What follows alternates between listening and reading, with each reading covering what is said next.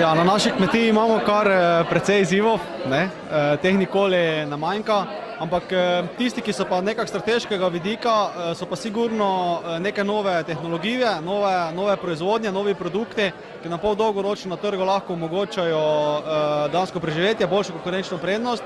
In tu se zgledujemo predvsem tudi po sosednjih državah. Avstrija ima zelo močan in dober sistem dejansko hojmilk, senenega mesa.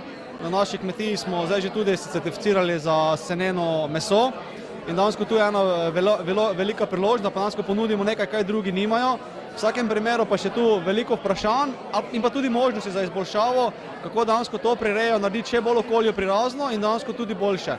In tu sigurno je treba pobrati znanje od drugod in se s tem sodelovanjem tudi kaj naučiti.